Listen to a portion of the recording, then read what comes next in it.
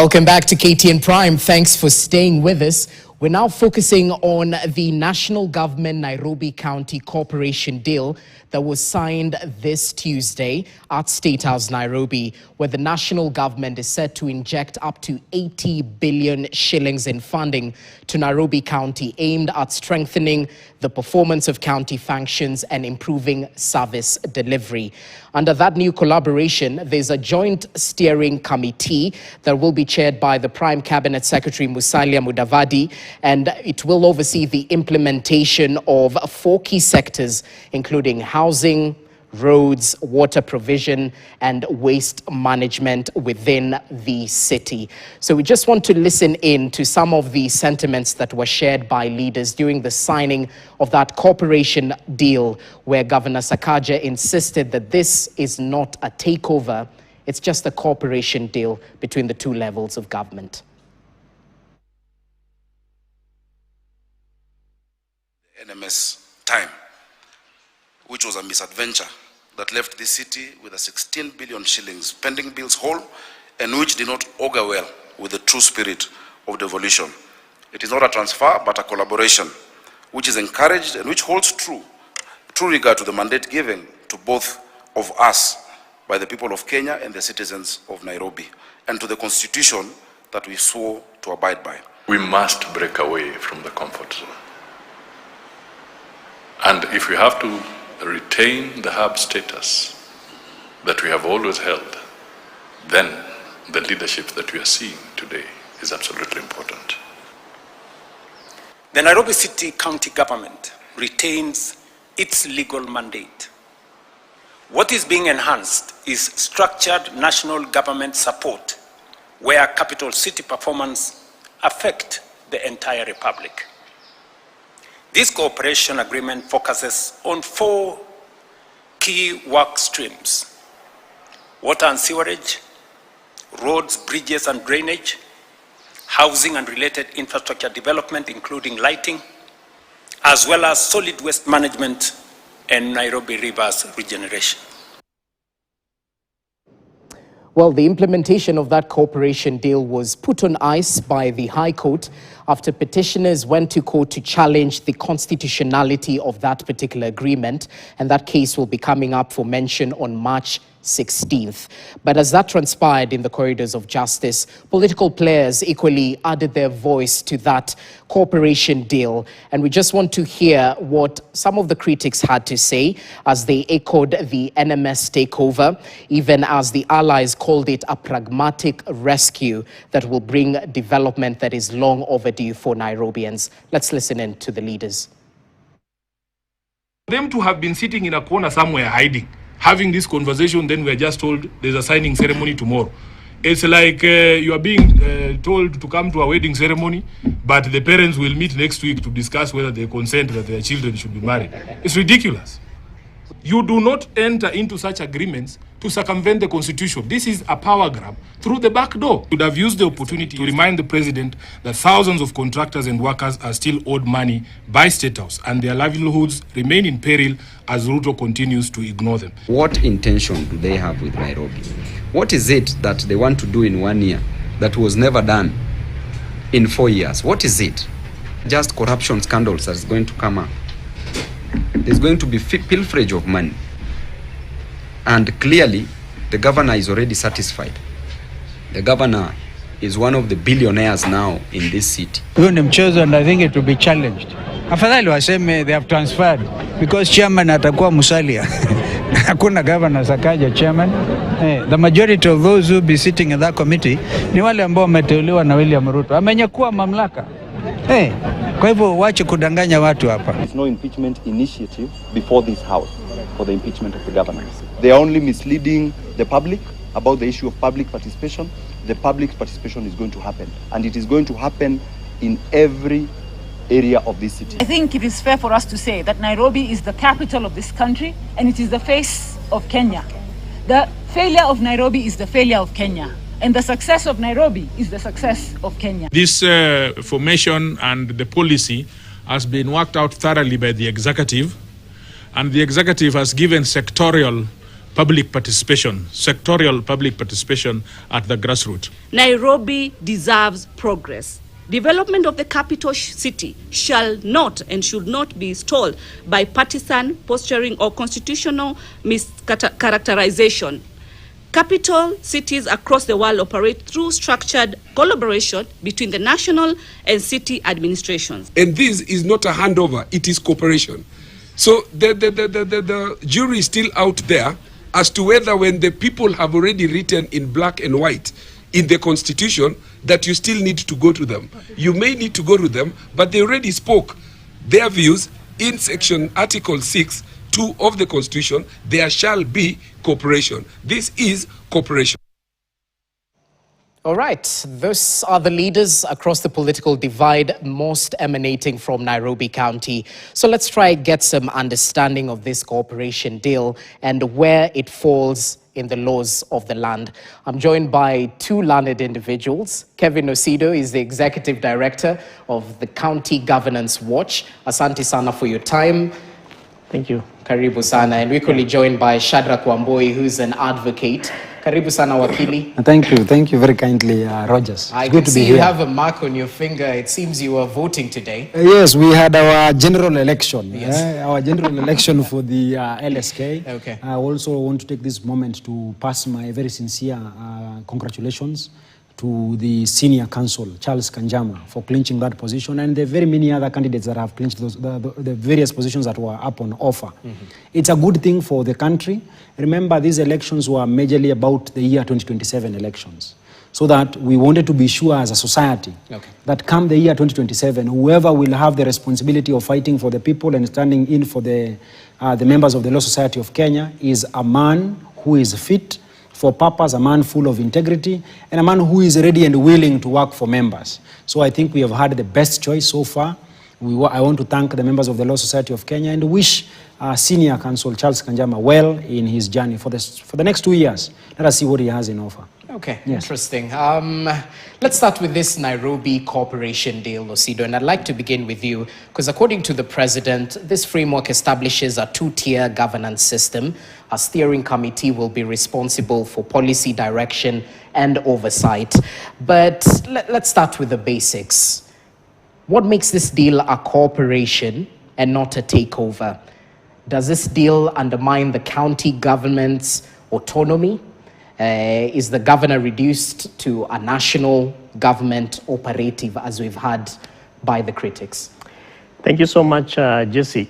Indeed, the cooperation agreement that we have seen signed between the national government and Nairobi City County government, in my view, two things. One is a usurpation of powers that have been devolved to Nairobi City County government. And two is an attempt to rescue the city county.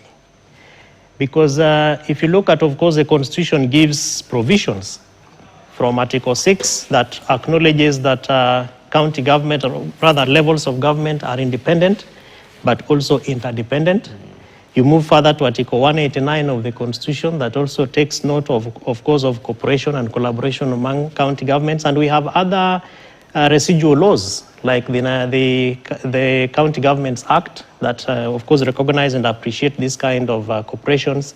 We have the Urban Areas and Cities Act, I think it's Section 5, that also, gives strength. But if you look at how devolution was envisioned, and particularly for cities such as Nairobi, not necessarily to get into the politics of formation of a county government or of government, I believe that the president is frustrated because what was expected to work within Nairobi County, and Governor Sakaja kept saying, lazima work, is interestingly not working.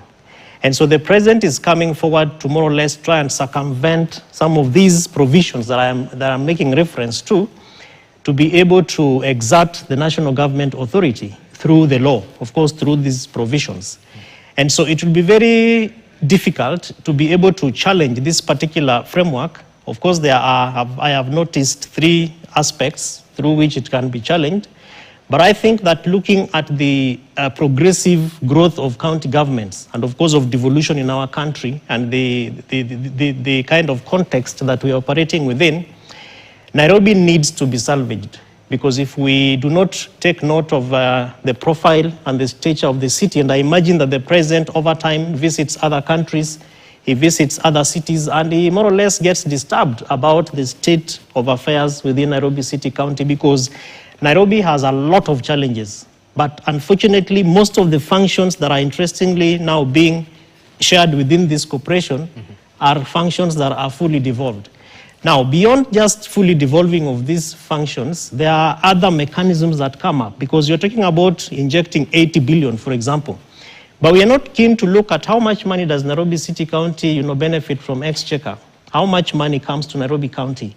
How much potential does Nairobi City County government have insofar as on-source revenue is concerned? And because as County Governance Watch, we've gone through these issues, if Nairobi City County was deliberate enough to want to deliver for Nairobians, there would be no need for the president and the national government to come over and be seen to be rescuing Nairobi. Because I know that the president has talked about the UN expanding in Nairobi.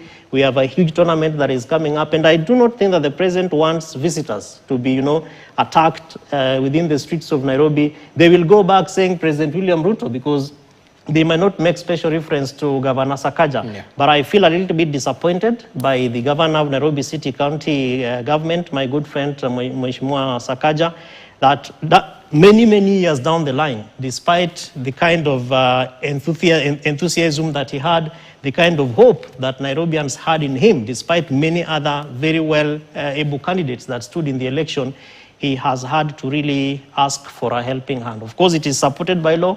I've also gone through the agreement, the cooperation agreement. Those who crafted it were very keen to look at really measures and corners where I think that there probably would have been, opportunities for this cooperation to be dented.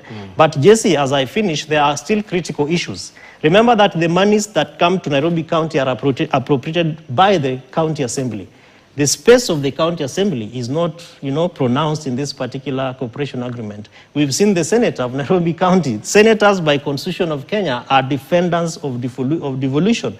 We are not seeing the Senate, playing a very critical role, and they play a very critical role right from the appropriation of resources through division of revenue. They play a very important role in the budget process through the county assemblies. They play a very important role in procurement through the Public Finance Management Act that, determines, basically provides mechanisms for the assembly to receive reports, to exercise oversight, and of course to also debate on those reports. But finally, is a space of the Nairobi people insofar as public participation is concerned. Of course, we have had people saying, kutakuwa na public participation, but why do you want to do it after the fact, after you have signed, and then you come back and say, by the way, we have thought that we needed to involve you. So lots of things, but however, through the remaining session of the county government, I think is a proper plan to be able to come and rescue Nairobi out of the confusion and the kind of not to say that it's misleading, but the kind of lack of proper leadership that the governor has taken through the people of Nairobi. And Wakili, as you come in, the legal experts, critics have identified a couple of red flags, you might call it potential legal loopholes in this cooperation deal. And some of the sentiments are centered on meaningful public participation. Yes. They question why the deal was signed before public participation actually took place. Does that mock the law? What do you make of that? Because we're listening to some of the leaders from Nairobi. They said there'll be sectoral public participation at grassroots. Yes. But the fact that it comes after the deal was signed, does it put this whole cooperation deal in jeopardy according to the law? Thank you, Rogers. First, I want to agree extensively with the submissions made by my colleague that indeed there is a sense in which when you read that document, the cooperation document, and you read the law, you will have the feeling that, of course, understanding the contents of the cooperation agreement, the law, and the circumstances that we find ourselves in, there is legal justification for the president to have come and rescued the city. There has been a lot of mismanagement. We are speaking about wastage. I mean, as you drive to the Integrity House on your way to State House, there is always a leaking sewage to the president's house. the State House. So this is something very serious, and I think the president had to do something about it because Sakaja, people elected him, not basically because of what they believed he would do, but because he had a dimple and people believed that he will do something for them. So this is part of the detriment or the disadvantages that come with democracy. We give very serious responsibility to the people who are less informed about their participation or their role in the democratic process. So we end up surrendering ourselves to people who want to play experiments with us, people who think that this probably will be an opportunity for them to enrich themselves. So, well, I have read the document, I understand it, and I appreciate it, and I think there is good reason for us to have walked down that route. Okay. The only misgiving that I have with the document is this, is that public participation, while it is one of the national values and principles of governance, it has been shelved up until a time or after the big bosses have sat, discussed, entered into an agreement that is binding. That agreement has been signed, I think, by the AG and the governor. There is also the legal advisor. There is a witness, the county attorney. The county attorney. Yeah. You see, so this is by nature a binding document. Yeah. And of course, you need to appreciate certain things. You know, politicians, there are things that they say and there is what now has been written. The truth of the matter is that this is not really a cooperation agreement. This is a transfer of functions that the county government had been bestowed by the constitution to discharge. So what Governor Sakaja has done, he has just but surrendered, thrown in the towel and said that I can't do anything about, garbage. I can't do anything about the county roads. I can't do anything about the lighting in the county roads. I can't do anything about this, city market and all these other markets that are around the county. So please just take over these responsibilities for me. And if anything, just tell the people that I have not transferred the responsibilities to the government. The truth of the matter is, when you read and interact with Article 187 of the Constitution, it is perceived, it is actually conceived that there is a situation where we will find ourselves in a situation that it will be in the best interest of the people to transfer certain functions. Remember, the golden threads that run through the Constitution are two. We have devolution and the sovereignty of the people. So that in everything that we do, as far as reading and interpreting the Constitution is concerned, we are aimed at protecting the people at all cost. We are aimed at protecting devolution. Those are the two golden rules in our Constitution. So when the framers of the Constitution sat, they perceived of a situation where we will be playing these experiments during elections, electing people because they have a dimple. Now, once we have elected them into public office, we do not want for people to be kept hostage for 5 years, waiting for an election. Okay. So we created a situation, a way of running away from the problem of mismanagement. This is by way of agreeing that, number one, we can have continuous cooperation. And continuous cooperation, this is something that is demanded of the national government. The national government must support county governments. So if at all, this is just about a cooperation agreement, but not a transfer of functions from the county government to the national government, then we will be having 46 other agreements of cooperation, because the Constitution demands of the county, or the national government, to always support the county governments. So to tell you the uniqueness of the agreement that has been signed for what it is that agreement has been signed pursuant to Article 187 of the Constitution, and not some of those funny names that they want to give, so that the Honorable Sakaja does not look bad in the media and in the eyes of the people of Nairobi. And then by the Jesse, I wonder what sectoral public participation means. Of course, it's something that we do at County Governance Watch, where, for example, we ask citizens whose interest is in water to come together under the water sector, and then you engage those who are in education, etc. But when it comes to such a momentous moment and document as to cooperation between national government and Nairobi City County government, I do not understand how you select 4 functions out of all the other devolved functions by Schedule 4 and Article 187, put together, juxtaposed with 189, and then you say that now we will ask you to, the water people, you do your Well, I'm trying to find out what sector of public participation means. I'm just imagining that what I'm saying is what it is. But it is important that two things happen, Jesse. That number one, we don't imagine that Nairobians don't know what they feel. So that we say, let's just sign, then we'll take to them, and then they navigate. But remember that even at the public participation moment, two things happen. The county assembly plays a very, very important and critical role. In this particular corporation, we don't see the invitation of the county assembly, both at the steering committee level because they are not represented, and also at the implementation committee level because they are not represented.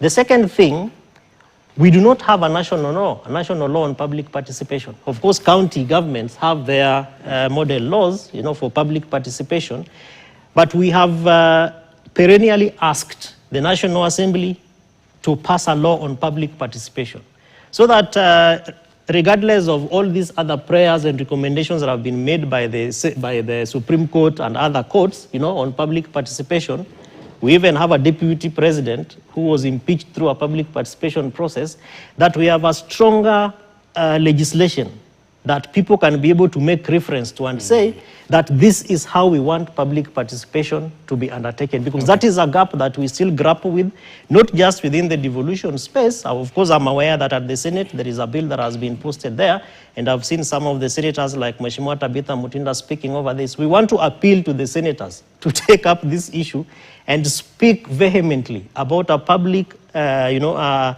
national law on public participation. That way, we'll be curing some of these loopholes. Because drafters might say there is no law, so there might be no stand-eye, no local stand-eye for us to be able to make this kind of a claim. We need to take a short break. We'll be coming back in a few. So let's take that break. We'll be back with this conversation, all to do with the corporation deal. Stay with us.